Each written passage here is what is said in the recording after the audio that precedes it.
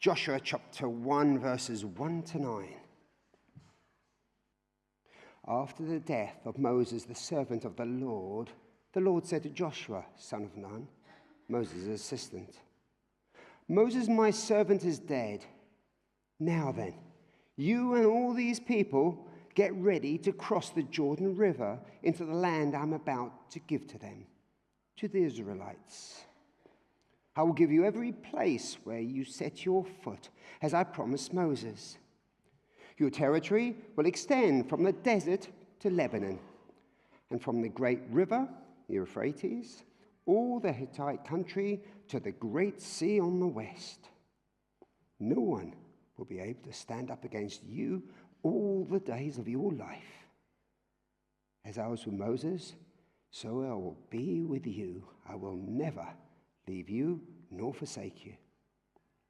Be strong and courageous, because you will lead these people to inherit the land I swore to their forefathers to give them. Be strong and very courageous. Be careful to obey all the law my servant Moses gave you. Do not turn from it to the right or to the left, that you may be successful wherever you go. Do not let this book of the law depart from your mouth. Meditate on it day and night, so that you may be careful to do everything written in it. Then you will be prosperous and successful. Have I not commanded you? Be strong and courageous. Do not be terrified. Do not be discouraged, for the Lord your God will be with you for wherever you go. This is the word of the Lord. Thank you so much. I must apologise if I called you Sue. I seemed to, at the beginning of the service, because I haven't met Rob and Sue, who represent Sat7 here. I know them quite well on email, it feels like I do, but I hadn't met them before, so I was going around people, including men, asking if your name was Sue. So I do apologise about that. Now, I wonder if you're frightened of anything. My wife, who some of you will know, is terrified of rats. Oh, a few nods here. And, well, you mean you get rats in Jersey? Wow. My mum, who's really quite old now, pretty much all of her life has detested snakes, worms, anything that wriggles. I think she had a bit of an issue early on in her childhood. Some of us might be scared of the dark or heights, or for those men amongst us, injections or needles. I can't be the only one. I've got a friend, and this is true, who would rather sit in a car and travel for absolutely hours, and I mean hours, occasionally days, rather than go to the airport and get on a plane and fly somewhere. You'd have to come by boat to Jersey, because he's petrified of flying. And at the risk of sounding a bit like Uncle Albert from Only Fools and Horses, when I was a young boy, I got stuck in a lift with my then baby sister, and for years afterwards, I couldn't get in a lift, or an elevator as they're sometimes called. I still don't really like them now. What do you reckon the number one scariest thing is? This isn't scientific research, this just shows that I've been on a couple of websites. What do you reckon the number one scariest thing is? Just shout it. You are correct. Spiders. According to Google, so it must be true, spiders are the most scary thing. Well, today we're thinking about how God helps his people be courageous to face such things, and even more serious things than that, perhaps. We're looking at how he helps us. And our particular focus is on those who live in countries where following Jesus, knowing Jesus and following him can be scary, dangerous, tough. I work for, as you know, Sat7, an organisation. If we can have the first slide, there we go. We operate in this area of the world, the Middle East and North Africa, or the MENA as it's sometimes known. And in a nutshell, SAT7 exists for three reasons. To share Christ, to share the gospel across this region, an area that is predominantly, the majority of people in this area of the world are Muslim, as you will know. Roughly, it's a region home to 670 million people.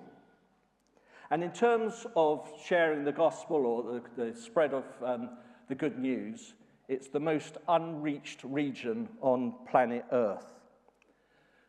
So our first priority as an organisation is to share Christ across this region.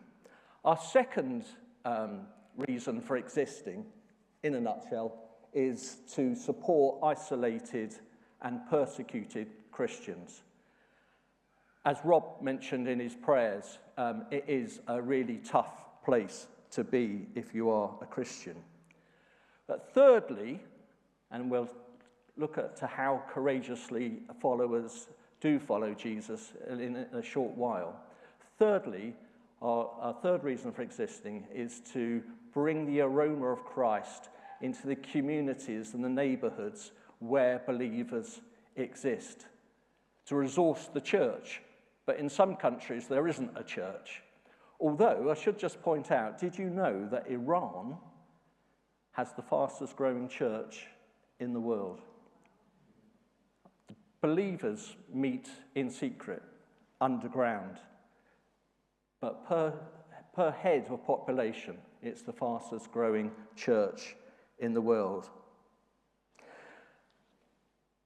The way that we operate is through people on the ground, through faith-filled satellite television programs and digital media. So that means that we can actually broadcast right into the very heart of people's homes and their lives. You'll see on this map there are some countries that are shaded in yellow. That's where we have studios. So in Cairo, Beirut in Lebanon, Istanbul in Turkey, Cyprus, where our international office happens to be, and in London. London, you may be thinking, why on earth are you... All the others are in the Middle East. And London, you've got a studio in London. Well, we'd actually, ideally, wouldn't want it to be in London. We would like it to be in Tehran or somewhere in Afghanistan. It's our Persian-speaking channel. And the reason it is in London, and it's entirely run by Iranian Christians, is because it can't be in the two countries, in Iran or Afghanistan. It would just be too dangerous at this moment in time. But one day, and let's all pray together, one day that it might be the case that the studio can be in one of those two countries. In a moment, I'd like to share with you sort of a short video of the impact that your partnership and your generosity made in this region last year. But before that, I've got a question. I know that the children and the young people have gone out, but there might still be a smattering of younger people here. Or if you came with somebody if you are under the age of 18, or you came to church today with someone under the age of 18, can you just raise your hand? Quite a few people. Well, I hope it wasn't too much of a struggle getting yourself here this morning or getting that young person here. But I know that exams on, so they might have wanted to do a bit of revision, get some revision, or maybe they would rather be out. It's not a bad day, it's not raining out there. Maybe they'd like to be doing something else. It's a real privilege for all of us to be meeting in a church. Spare a thought, though, for people under the age of 18 in Tajikistan. Now, if you know where Afghanistan is, you haven't got far to look. Tucked up in the very northeast of this region is a country called Tajikistan. For people under the age of 18 in Tajikistan, it's illegal to go to church. It's against the law. And if a young person did try and go to church in Tajikistan, then As the parent or the caregiver, you'd be in big trouble, as well as putting your young person in big trouble too. Or if any of us of any age lived in many of the countries of this region, countries such as Iran or Afghanistan, Algeria, Libya, Syria, just to name a few, we wouldn't be allowed to meet like we are today. If we wanted to get together, and people do, we'd have to go to great lengths to get sort of code words out so you knew where the venue was going to be for that particular week. And next Sunday, we would have to, or Friday, depending on when the church meets, we'd have to find a new venue. I'm not saying that we take it for granted for coming to church today, but it's a real privilege to be able to meet publicly like we are this morning. Or if that's not bad enough, in many of the countries where Sat7 operates, in the MENA, violence or the fallout of violence, of conflict and of war is never far away. It's a daily occurrence for people of all faiths and of all ages.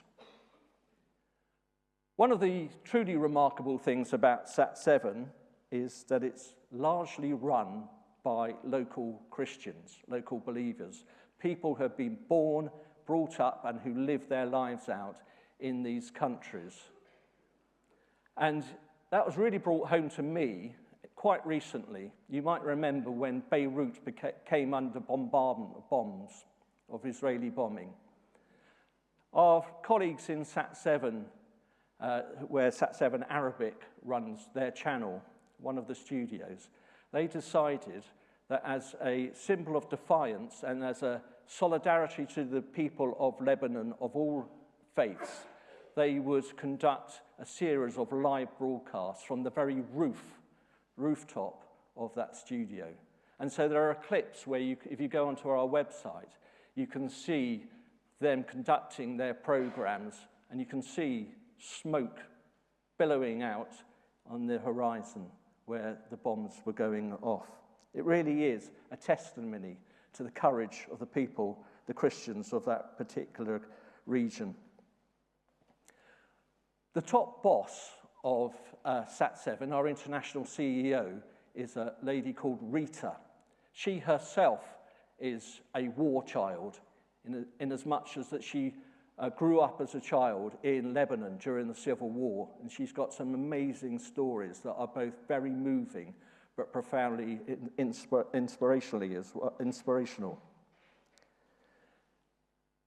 Rita, shortly after becoming a CEO, took a camera crew to Algeria being in North Africa on the Mediterranean coast. And they were going to film in a church, probably a venue probably bigger than this, because it was going to be filled with hundreds of people, all who had been told of this particular venue. So just meeting was a big act of courage and bravery. Anyway, the camera crew were in place, and before the meeting started, Rita got up on her feet and said, "Sisters and brothers, this is being filmed, not live, but it is recorded, and I want to assure you that the people who are filming are going to be doing so from the back, and your faces will not be on screen. Please be assured of that." I don't know if I've got those exact words right, but it was words to that effect. She gave the notice, sat down. Then she suddenly heard all this commotion going on mid-church and towards the back. And she looked round and she saw whole families moving towards the seats in the front. So she quickly got up on her feet again and said, No, I don't think I've made myself understood. No, please.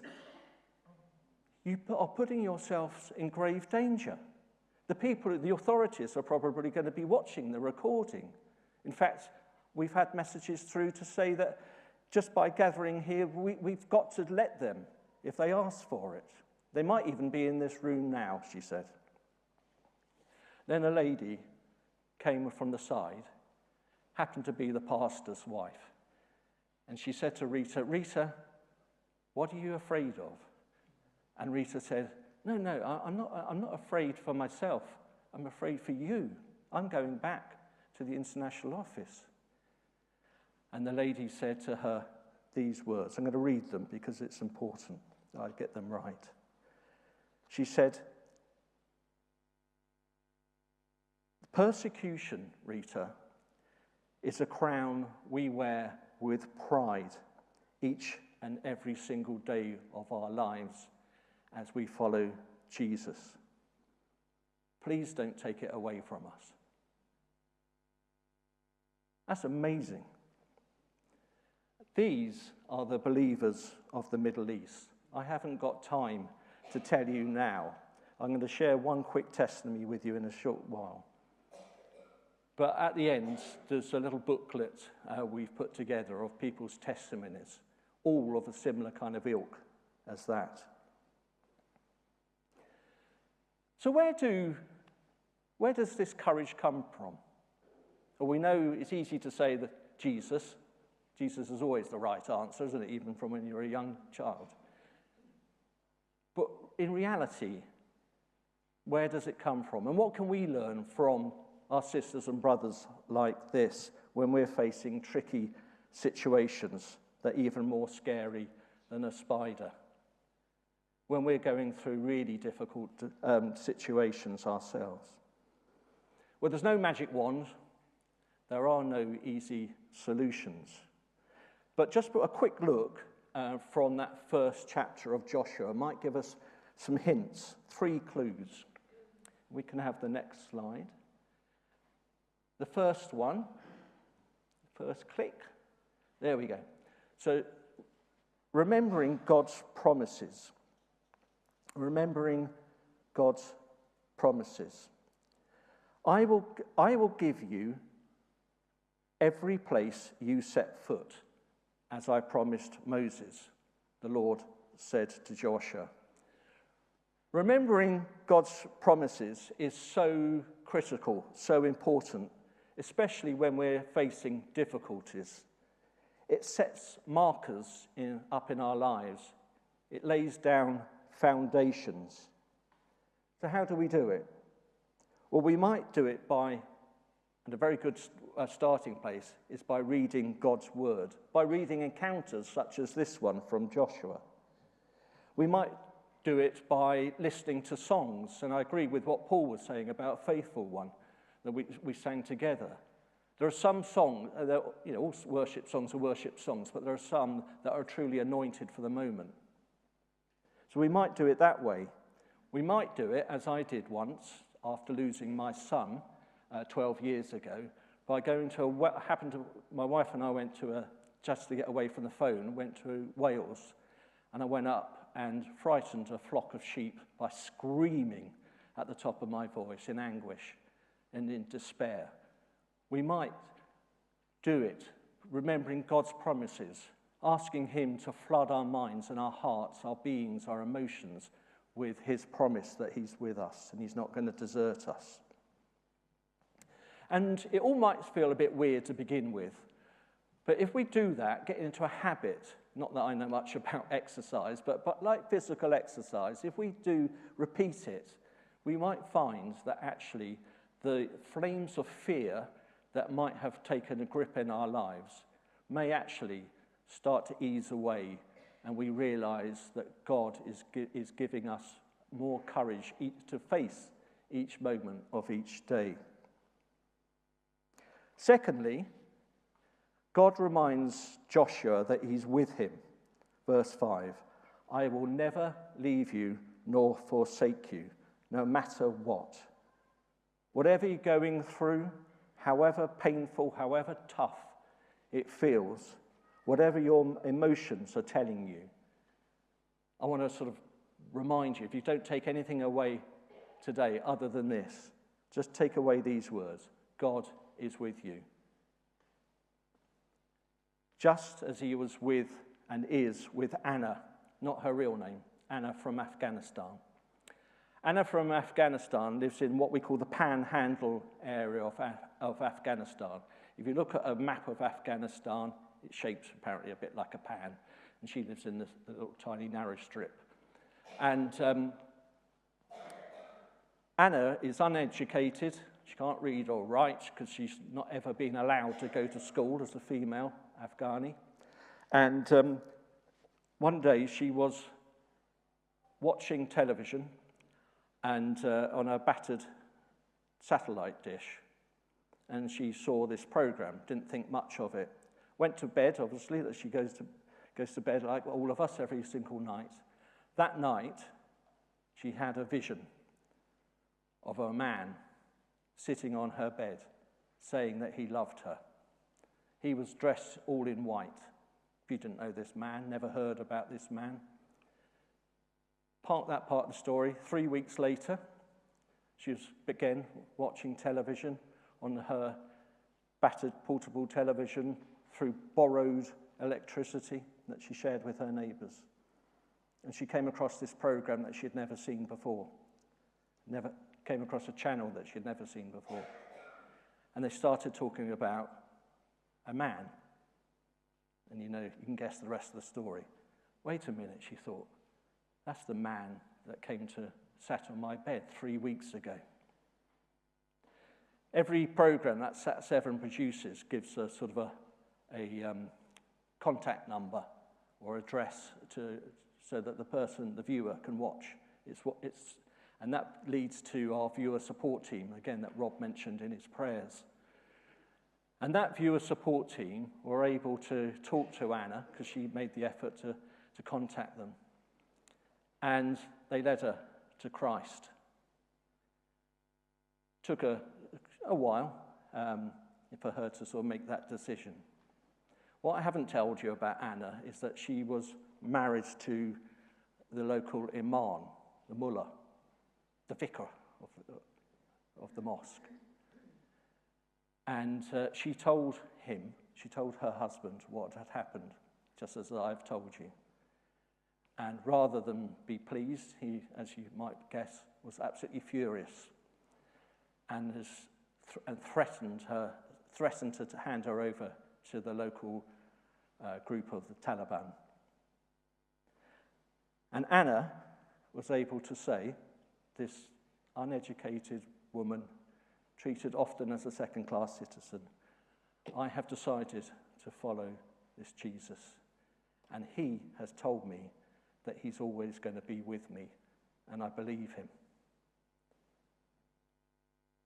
To our knowledge, Anna is still okay, but that the threat hangs over her head, but she still has made the decision to follow her Jesus.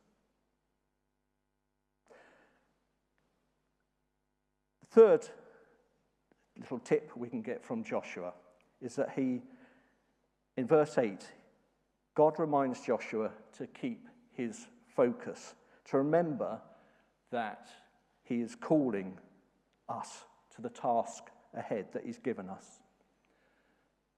So, as I sort of come into land, do you believe that God has called you by name? Anna certainly does. Whatever your background, wherever you're from, wherever you feel that you are in your relationship with God, maybe you don't feel you've got a relationship with him. I'm here as a visiting speaker today to say that he loves you to bits, he's going to be with you, and he will not let you go, and he's worth following. He has a purpose for your life, and he not only can, but so longs to take all your fears, your fear of spiders or lifts or whatever it happens to be, and all the stuff that life throws at you, your self-perceived weaknesses, whatever you think of yourself, and use them for his good and for his glorious purposes. And what's true for Anna in Afghanistan is true for us here this morning. Whether your home is in Jersey or in Jordan, God is with us and for us and will not let us go.